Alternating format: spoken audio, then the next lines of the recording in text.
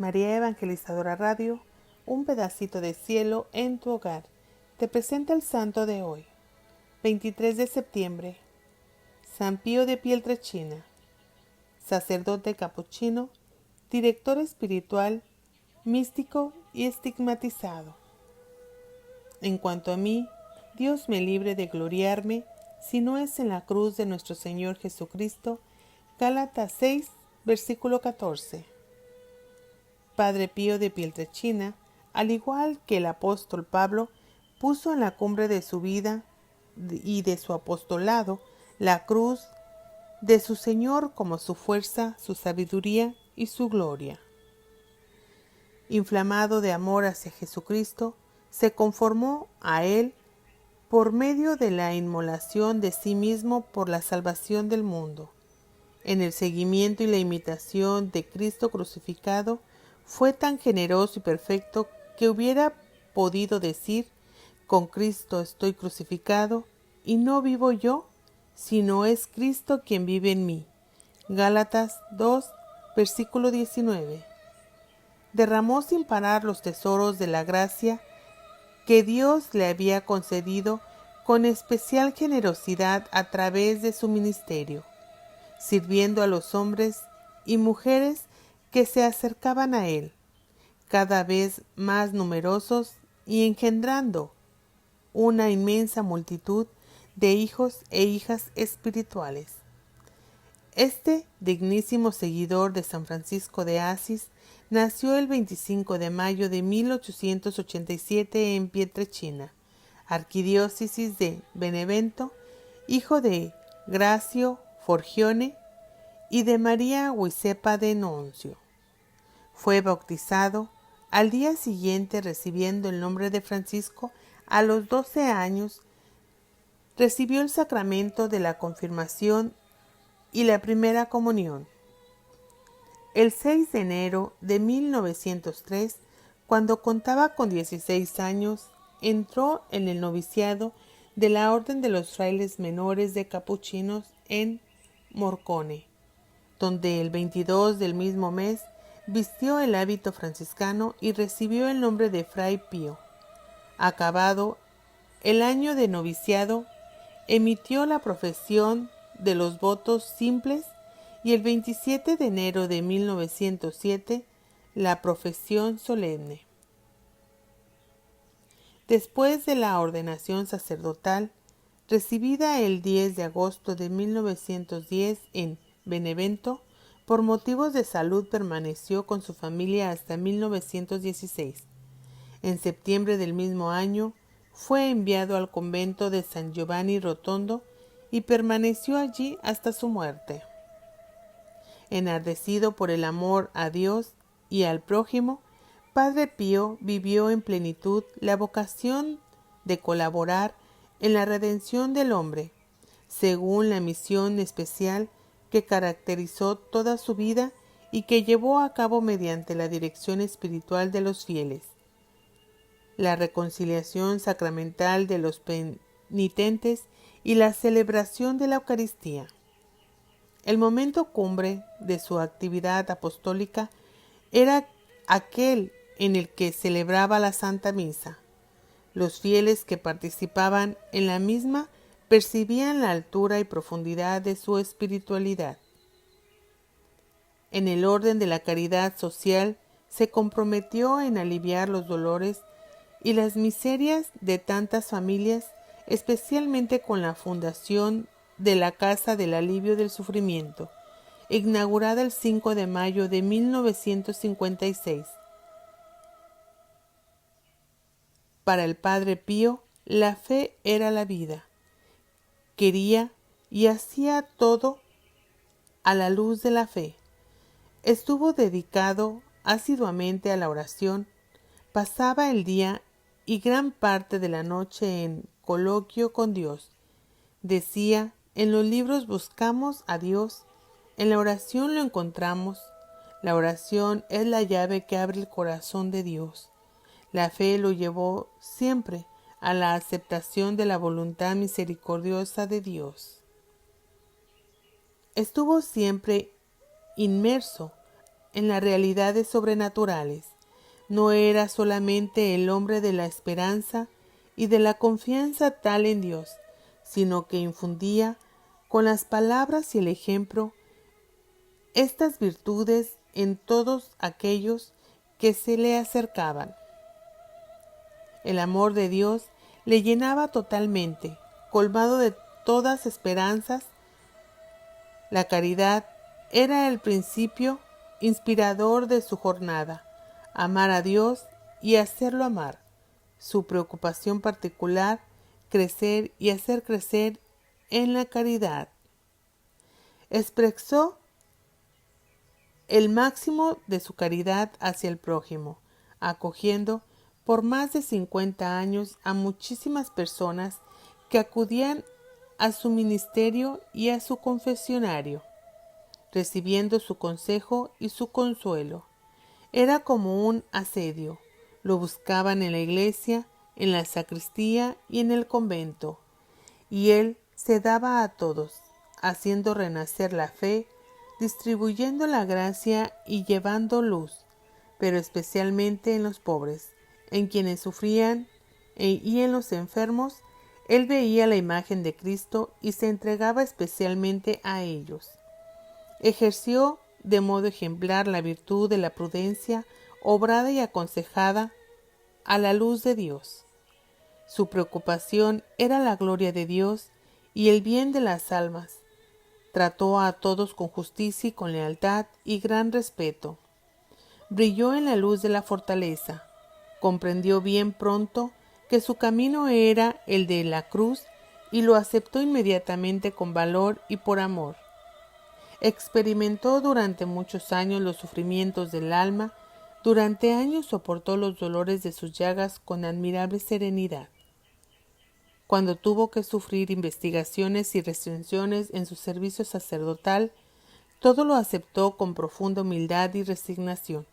Ante acusaciones injustificadas y calumnias, siempre cayó confiado en el juicio de Dios, de sus directores espirituales y de la propia conciencia. Recurrió habitualmente a la mortificación para conseguir la virtud de la templanza. De acuerdo con el estilo franciscano, era templado en la mentalidad y en el modo de vivir. Consciente de los compromisos adquiridos con la vida consagrada, observó con generosidad los votos profesados, obedeció en todo las órdenes de sus superiores, incluso cuando eran difíciles. Su obediencia era sobrenatural en la intención universal de la extensión e integral en su realización. Vivió el espíritu de la pobreza con tal desprendimiento de sí mismo, de los bienes terrenos, de las comodidades y de los honores. Tuvo siempre una gran predilección por las virtudes de la castidad. Su comportamiento fue modesto en todas partes y con todos.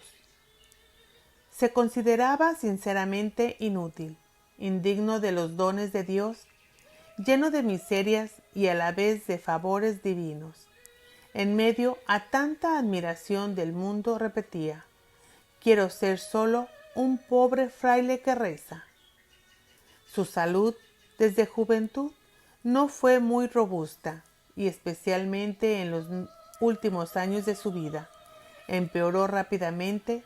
La hermana muerte lo sorprendió preparado y sereno el 23 de septiembre de 1968 a los 81 años de edad. Sus funerales se caracterizaron por una extraordinaria concurrencia de personas. El 20 de febrero de 1971, apenas 3 años después de su muerte, Pablo VI, dirigiéndose a los superiores de la orden capuchina, dijo de él: mirad qué fama ha tenido, qué clientela mundial ha reunido en torno a sí. Pero, ¿por qué?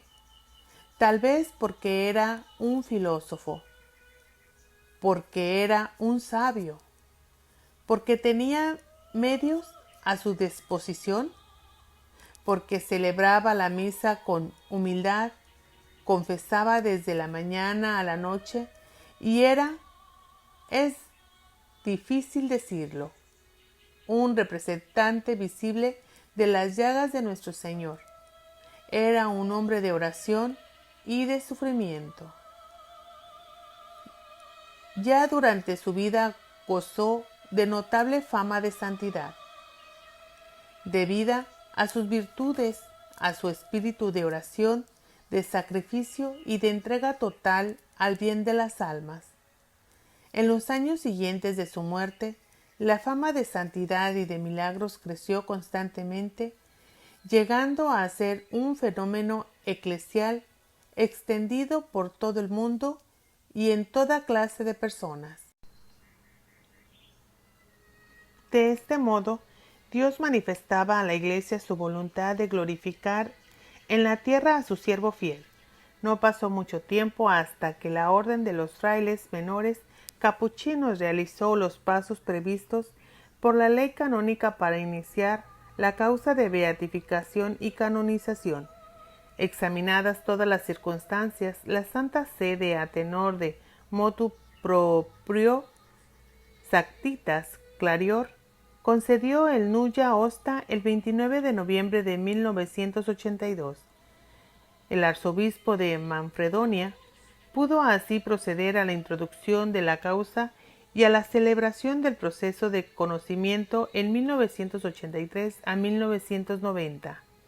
El 7 de diciembre de 1990, la Congregación para las Causas de los Santos reconoció la validez jurídica. Acabada la positio, se discutió, como es costumbre, si el siervo de Dios había ejercitado las virtudes del grado heroico. El 13 de junio de 1997 tuvo lugar el Congreso Peculiar de los Consultores Teólogos con resultado positivo. En la sesión ordinaria del 21 de octubre, siendo ponente de la causa, Monseñor Andrea María Herba, obispo de Belletricenne, los padres cardenales y obispos reconocieron que el Padre Pío ejerció en grado heroico las virtudes teologales, cardinales y las relacionadas con las mismas. El 18 de diciembre de 1997, en presencia de San Juan Pablo II, fue promulgado del decreto sobre la heroicidad de las virtudes. Para la beatificación del Padre Pío, la postulación presentó al dicasterio competente la curación de la señora Consiglia de Martino de Salermo, Italia. Sobre este caso se celebró el preceptivo proceso canónico ante el Tribunal Eclesiástico de la Arquidiócesis de Salermo, Campagna, Acerno, de julio de 1996 a junio de 1997. El 30 de abril de 1998 tuvo lugar en la Congregación para las Causas de los Santos el examen de la consulta médica y el 22 de junio del mismo año el Congreso Peculiar de Consultores Teólogos. El 20 de octubre siguiente, en el Vaticano, se reunió la Congregación Ordinaria de Cardenales y Obispos, miembros del dicasterio, y el 21 de diciembre de 1998 se promulgó en presencia de San Juan Pablo II el decreto sobre el milagro. El 2 de mayo de 1999, a lo largo de una solemne celebración eucarística, en la plaza de San Pedro, su santidad San Juan Pablo II, con su autoridad apostólica, declaró beato al venerable siervo de Dios Pío de Pietrelcina, estableciendo el 23 de septiembre como fecha de su fiesta litúrgica. Para la canonización del beato Pío Pietrelcina, la postulación ha presentado a dicasterio competente la curación del pequeño Mateo Pío Jolella de San Giovanni Rotondo. Sobre el caso se ha celebrado en regular proceso canónico ante el Tribunal Eclesiástico de la Arquidiócesis de Manfredonia, Vieste, del 11 de junio del 17 de octubre del 2000. El 23 de octubre siguiente, la documentación se entregó en la Congregación de las Causas de los Santos. El 22 de noviembre del 2001 tuvo lugar en la Congregación de las Causas de los Santos el examen médico. El 11 de diciembre se celebró el Congreso Particular de los Consultores Teólogos y el 18 del mismo mes la sesión ordinaria de los cardenales y obispos. El 20 de diciembre, en presencia de San Juan Pablo II, se ha promulgado el decreto sobre el milagro y el 26 de febrero del 2002 se promulgó el decreto sobre la canonización.